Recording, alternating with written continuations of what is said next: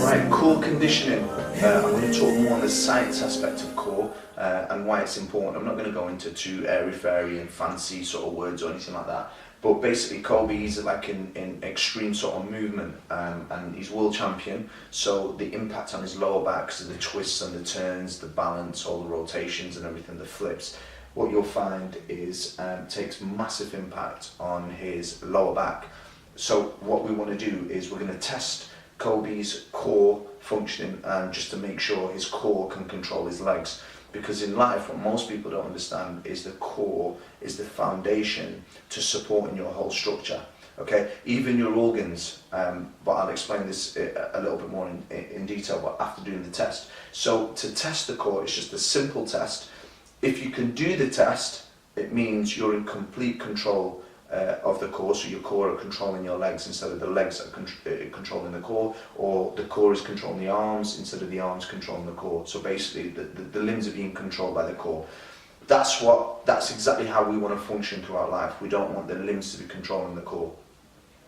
The core comprises of four major areas. We've got the multifidus, which is the muscles that go from the pelvis all the way up to the neck. So that's down the middle of the spine, so it's the muscles around that. That's part of your core. You've got the diaphragm. This is where breathing becomes so important, because if the diaphragm isn't set in place and you're doing a plank and you're just tensing your stomach, but the diaphragm, you're not breathing correctly, it's pointless. So this is where your diaphragm has to sit in the correct position, which I'll go through with Kobe as well. And then you have what's called the pelvic girdle as well, that's part of the core. And then you have what's called the TVA muscles, which most of personal trainers, physios, they all would have sort of learned about this anyway. That's what most trainers and health professionals focus on, is more on the TVA. They don't really focus on the breathing aspect of the diaphragm sitting in position, the pelvic girdle being in position. Some do. And also the multifidus, they don't realise the multifidus, the core carries all the way up to the neck. That's the support structure. It's supporting the spine, which is your magic wand. If anything happens to that, there's going to be serious dysfunctions in the human body.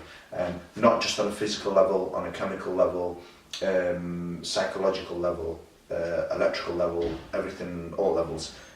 So what we're going to do is we get what's called a sphygmanometer. It's just a fancy word for a manual blood pressure machine. So we're going to get that. We're going to place the pad underneath Kobe's lower back. So it's one of these, if you don't know what I'm talking about. So what we're going to do is, Kobe, if you just sit up for me, place that under your back. And the goal here is when we ask Kobe to breathe, and Kobe's quite good at this because he's breathing, he knows about correct breathing. But if we do deep diaphragmatic breathing, so when we inhale, his stomach comes up, and then as he exhales, breathe out, and then this is where we compress, and that dial starts to move up. Okay, now he holds that position, taking shallow breaths. Bend the knees, Kobe, for me, holding that position, and you see the dial now goes even higher. Okay, now the goal for Kobe now is to move his legs. To start off with, on a beginner level, what I would suggest is start off with one leg. So as you bring it up, Kobe, start off with the right leg. He'll try and keep complete control of the pelvis as the leg comes down. Look at that, Kobe, absolutely brilliant. Brilliant range, fantastic, mate. And then bring it back up. Brilliant, and then relax it there.